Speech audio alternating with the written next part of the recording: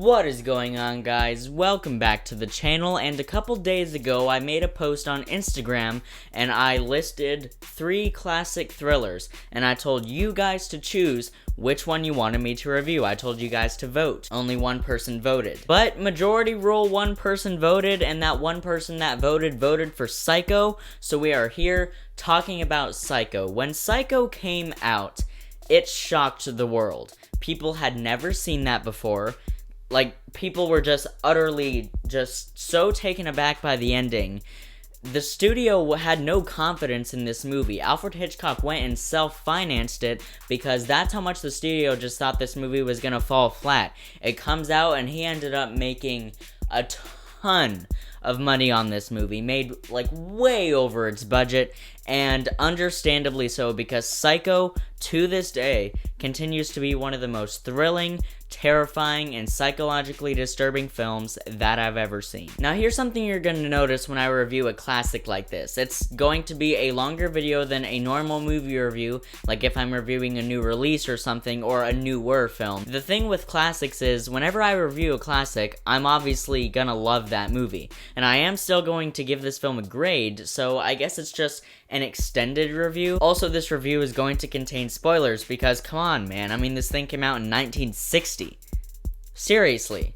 If you haven't seen it yet, that's on you. So this video is going to contain spoilers, plus you don't even need to have seen Psycho to know all the various famous twists and turns. So with that said, let's talk about Psycho. So Psycho tells the story of a woman named Marion Crane who embezzles $40,000 from her employer, goes on the run, and checks into the Bates Motel, which is run by Norman Bates, who lives with his sick and verbally abusive mother. And now we have ourselves one of the best suspense films ever made. When I rewatched Psycho for this review, it's shocked me just how much better this film gets every time I rewatch it, which is strange, because every time I watch it, I see it as perfect, and from my point of view, it couldn't get better, but somehow it does. Now, where people of my generation tend to look at these old movies, and they think, oh, it's a black and white movie, 1960, what the heck, it's called Psycho, like, that must be, like, boring. They just write it off.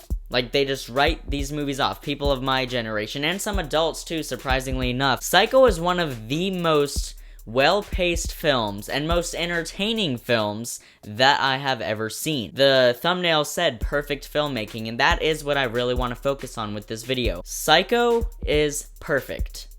There are very few films that I will call perfect. Very, very few. And of course, it's all subjective and you can nitpick anything. You can nitpick Jaws. You will find a flaw in Jaws if you look hard enough. I have looked through Psycho, okay? I've analyzed this thing right down to the bone, and to this day, I personally have not found a single flaw for me, okay? Psycho is one of the very few films that I will call perfect. It is a perfect movie. I personally, subjectively, cannot think of anything wrong with Psycho. Just the feel of it all, like the idea of this secluded location where these dark and terrifying things are happening, and it's closed off from the outside world and people have no idea what's happening out there. I have a soft spot for things like that. Suggestion. You know, blood and gore isn't necessarily scary to me all the time. Suggestion and implication, because the human mind can think up so much. Like, if you think about it, there's nothing that a filmmaker can show us on screen that could be scarier than what we personally could envision in our heads. And that's why Psycho, when you watch it today, is extremely off-screen. And what I mean by that is, a lot of the violence is off-screen. Like, even in the shower scene, where you're there the whole time and you see it completely play out. No visible stab wounds. Okay, you don't see the knife enter, but you know what's happening based on the way it was shot. There's actually a documentary that is only about that scene.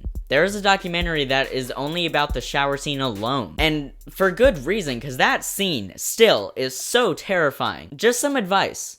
If you take showers at night before you go to bed, like if that's your routine, and if you like have a movie night where you watch Psycho, don't take a shower that night, okay? Just skip it that night, take it in the morning, because you are not going to want to take a shower after watching Psycho. And as I said, this is going to contain spoilers. The final twist of the film, because up until that point, you think that it's Norman Bates' mother. You think that it's her killing all these people. But the twist, of course, is that Norman Bates' mother, is dead. She has been dead for years, and he is the one committing these crimes. He couldn't bear the loss of his mother, so he dresses up like her, imitates her voice, just so that she could still be around. And it's gotten to the point where, like, he actually feels as if she's there. So, technically, it's Norman Bates killing these people.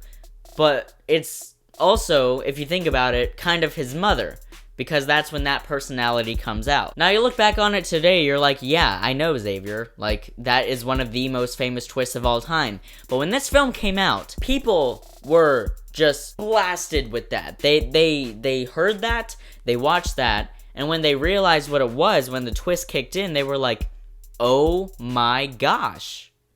Like, what is this? Even the novel Psycho that this film is based off of, people who read that were like, dude, what the heck? It is such a great twist. It's one of the most famous twists in film history. Now, there is some blood in this movie, and strangely enough, the most graphic murder in this movie, because there's actually only like 2 murder scenes. Literally only 2. The one that is most graphic is with Arbogast, when Norman comes out and, you know, stabs him down the face and he gets a cut right here. You see the blood of the cut, he falls down the stairs, Norman goes down, and you just see a shot of the hand and the knife coming down and going back up, going back down. This film is where that image came from, that imagery. That is the most graphic kill, and you don't even see most of it. It's just the fact that you see the blood on the eye. And this film is rated R. Like, even back then, by their standards, it was rated R. And I do think it should still be rated R today, but I'm curious, like, if the MPAA were to go back and re-rate this,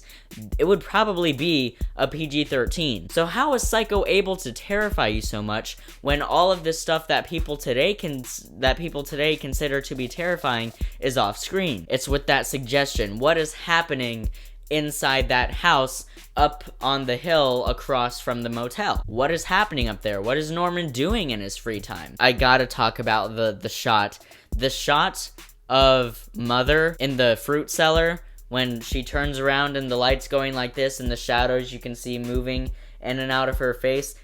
Scared the crap out of me when I first saw this film. And unfortunately, when I first saw this film, I already knew the twist ending. I knew that it was Norman killing these people. I knew about the whole split personality and the mother thing. So unfortunately, I wasn't able to experience it with the shock of that twist. But I watched it with my family, who had no idea, like, what that was, and they were shocked by it. Like, utterly shocked. If you haven't seen Psycho and you aren't aware of the twist, then you shouldn't watch this video, because I just spoiled every dang thing for you. But if you know someone that has not seen Psycho, sit them down, show them this film, they will be shocked by it. Utterly shocked. This film is timeless. Aside from the black and white and some of the phrases characters use, it doesn't feel like it's from the 60s. It feels like it could have been made today. It's perfect. Like, I can't think of a flaw with Psycho. There's nothing wrong with Psycho. And of course, the final shot, which I imitated at the beginning of this video, of Norman sitting in his chair, looking at the thing, and you hear Mother's looking at the camera, and you hear Mother's voice, and she's like, I wouldn't even harm a fly. They'll see. They'll see and they'll know. But I wouldn't even harm a fly. And he looks, and he does that grin. It is just so masterful. This is a perfectly made film. And the fact that Hitchcock, like, self-financed it. This was his money. He didn't get money from that stupid studio. This is all out of his pocket. The fact that he had that kind of a budget and made this great of a film that still stands the test of time to this day, from the sets to the performances to the cinematography, just everything. Everything, the way the deaths are depicted, it is very tastefully done, and it makes them still terrifying to this day. I've said that like 100 times. I've said to this day like 100 times, but that's because Psycho is a film that will never get old. 20 years from now, when my kids watch this film, it is still not going to be old. I firmly believe that, and of course, I am going to give Psycho an A+. So about that post that I made, where you voted for Psycho and I reviewed Psycho, that doesn't mean I'm abandoning Jaws and Jurassic Park. I'm just gonna review those next. And I said that I was gonna review it this weekend, and I'm recording this on Sunday, so I am recording it on the weekend, but this video will be out to you probably tomorrow while I'm recording this. So it'll you know what I mean. You know what I'm trying to say. Thanks so much for watching, guys. It really does mean a lot. I'll see you in the next video, and until then, keep writing, keep shooting, and keep editing.